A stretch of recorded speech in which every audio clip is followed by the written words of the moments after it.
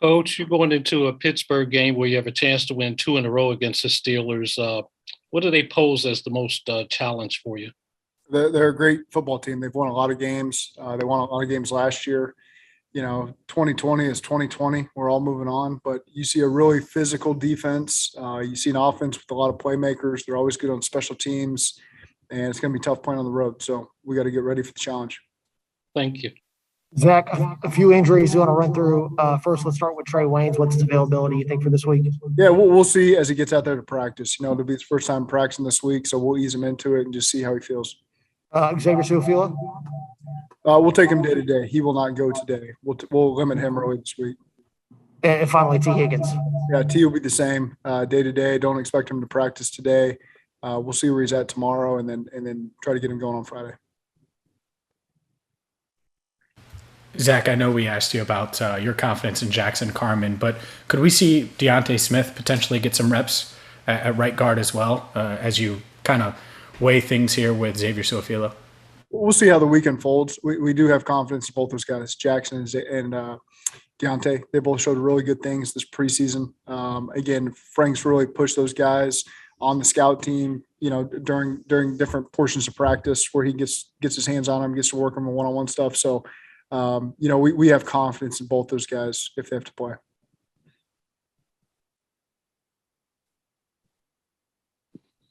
Coach, you kind of laugh sometime when you see somebody say, well, Ben Roethlisberger's doubtful. They say that a lot of times, but in your mind, you have every belief that he's just going to play. He's tough, and he's able to take some hits. He took some tough hits in the last game. So you can see why someone would be sore after that. But again, you always get a really good player on Sunday, and that's what we got to be ready for. Thank you.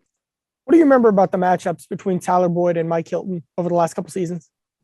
Well, Mike has been a difficult matchup for us at a lot of different positions, and he was always good in coverage. We had a shot 2 years ago. We felt like we had a shot for a big 80-yard touchdown, and Mike put pressure on the quarterback on nickel blitz and took it away from us, made us check the ball down. So we're glad he's on our team.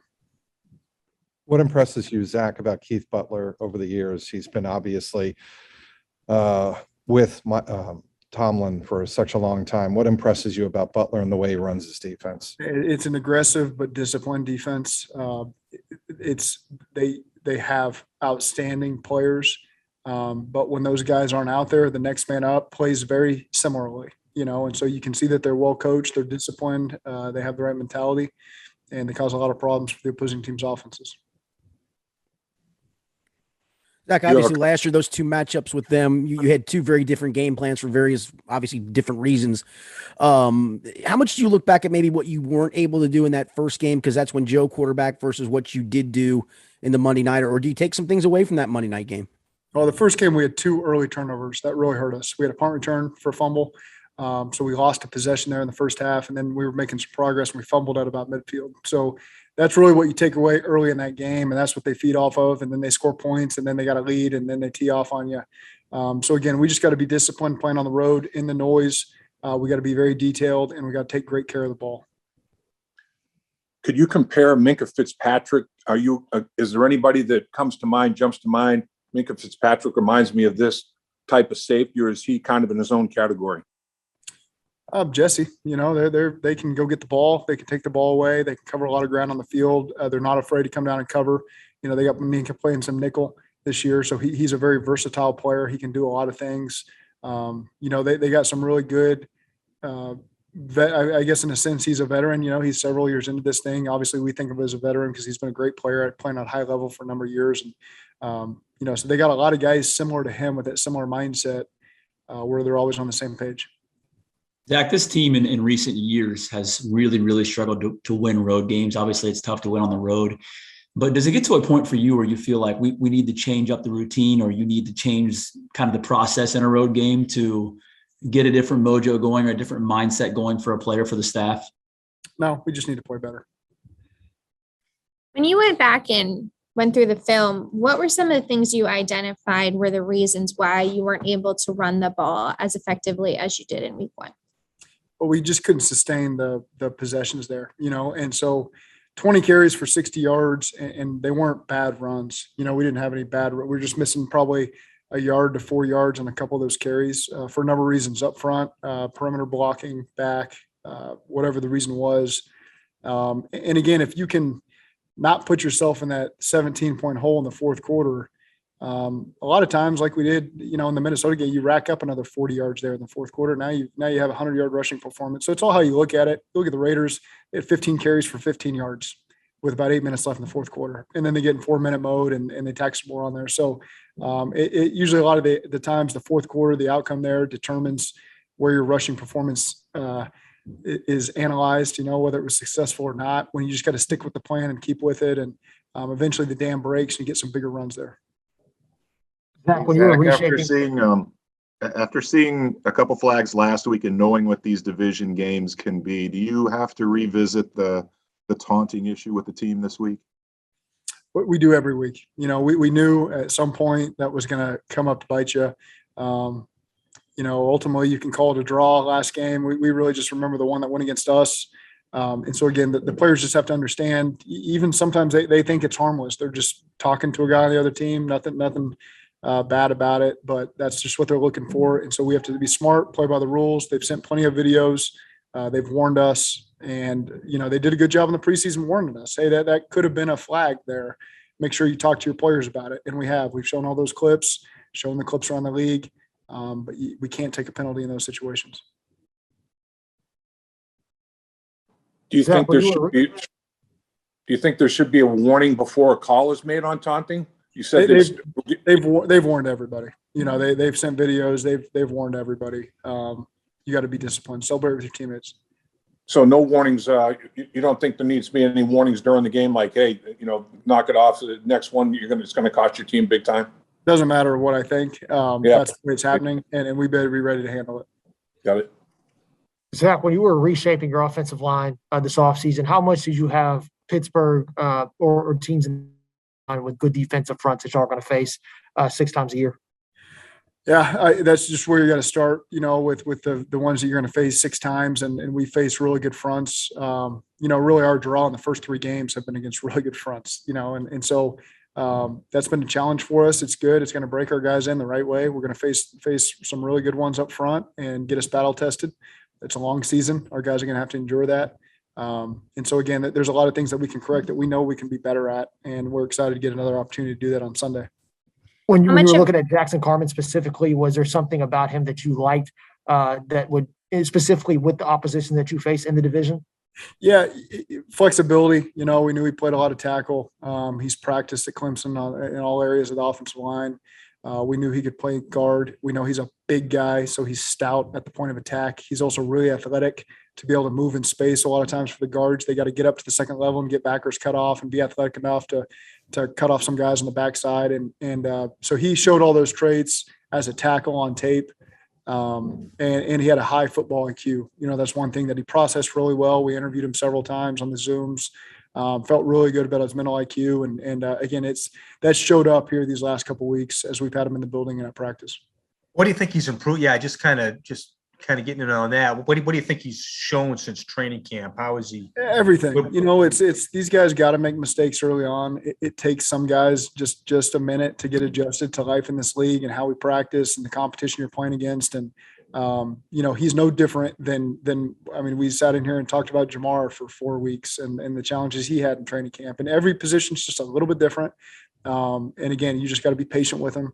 And it's going to come. And when Jackson does play for us, it's not always going to be perfect. We know that. We just don't make the same mistake twice. Keep learning, keep communicating with the guys around you, and good things will come. And because he's got a lot of talent, he's a smart football player. He wants to do well. So good things come with that. How important is getting better production from your running backs in terms of blocking going to be for you moving forward with 2 games with pretty notable issues from them missing blocks in the game? We had the leading rusher in the NFL after 1 game. So I think things went well in the first week. And then the second week, we faced a really good front. I think there's more money invested in that front than any team in the league. And so we knew that there was going to be challenges. They rushed the passer. They hit the quarterback. Watching Buffalo and Oakland, these quarterbacks got hit a lot by Pittsburgh. And so we know that it's going to be a physical, bloody game in protection in the run game. We're ready for it. We've seen it over and over and over. Our guys are excited about that opportunity to showcase what they can do. Last week you Everybody talked likes to about like. say it's Go ahead, Jay. everybody likes to say it's one of 17 games. They all count the same. But for a young team trying to turn something around, playing a team that has had the success the Steelers have, does this one mean more? Well, I think for a number of reasons, we want to have early success in this season to help ourselves build momentum. And so a road win versus a divisional team does a lot that way, and then just you've got to win games in this division. That's one thing that we have got to do a better job of, and it starts this week against Pittsburgh. And so again, our guys are excited. This is an important one. It is Pittsburgh. It's a divisional game. It's a road game. We got a lot of work in front of us here these next 4 days to get ready. Zach, one thing that Joe said about Minkah Fitzpatrick is when you read the defense and you read where he is, he's not going to wind up where you expect him to be. As an offensive play caller like yourself or Brian, how does that make it challenging going into a game like this? It does. Obviously it's a little easier for me and Brian because we're watching the tape and pointing out all the things on the tape. Joe's the one that's got to be out there and process it live in person. And sometimes these safeties, they've got a kind of a quarterback mentality. Whether it's just ingrained on them or they've been taught it, they kind of know what the quarterback's looking at and they do a good job giving you some different looks that can put you in a tough spot. And Minkah is one of those guys that does that. They have a lot of confidence in him. They obviously use him a lot of different ways because he's a smart football player and can handle it. And, so again, he's a real test for us. Last week you talked about like preparing for two very different types of quarterbacks. He kind of had to be prepared for both. Like when the opposing team on the other side of the ball has a defensive player that's questionable, do you have to prepare like the same for someone who might, you know what I mean? Yeah, we're going to prepare for their guys to play. They got really good players. They got really good depth and they've missed guys that have just stepped in and they really don't miss a beat. And so again, we've got to be ready for all their starters to play, but we know that if they don't, they got really good depth behind them that those guys have done a good job. What is the one thing you can't let their defense do? The one or two things that you can't let them do that they've done in the past to you? Take the ball away. That's we really felt like in the first half of that first time we played them, that we had a good plan and there were some good things happening. And then those two turnovers really put us in a hole. They capitalized on them early, and we cannot allow that to happen. 2 more minutes. You watched a lot of quarterback play over the years. You've seen Ben Roethlisberger with a lot of snaps. What does he do best? What do you respect most about Ben Roethlisberger as a quarterback?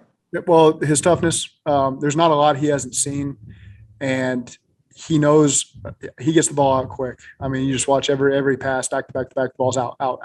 So, he got hit some last week, but he also gets the ball out a heck of a lot and gets it out very fast because he knows he can recognize the defense. He knows where the holes are. He can get the ball out quick. He also knows when to take his shots. He's got some really talented receivers and tight ends, and he finds the matchup. He knows when he's got his opportunity to do it. He doesn't sit there and hold on to the ball all day. He knows how to put air on the ball and let those guys run to it. And they've done a good job of that over the years, going back to Mike Wallace and Antonio Brown, all those guys. He's always done an excellent job of finding the matchups and taking shots. And so, again, that's a big challenge for our secondary and our rush to get there in time to take that stuff away. Zach, how do you feel like the offensive line has played through 2 games as a whole, as a unit? I think that they're improving, and the first game, we did some really good stuff in the run game. We know that there are going to be some challenges in protection. I've said this before, all those hits aren't on the linemen. This last game, those hits weren't all on the linemen. And really I don't care what's defined as a hit. I know that these things get categorized as hits, but people put a hand on him. Joe feels good after it. Lots made of it, I'm sure people watch the Bears play other teams. They hit the quarterback. People watch the Steelers. They hit the quarterback. We're going to be ready for it. We're going to have a great plan in place. Got a lot of confidence in our linemen.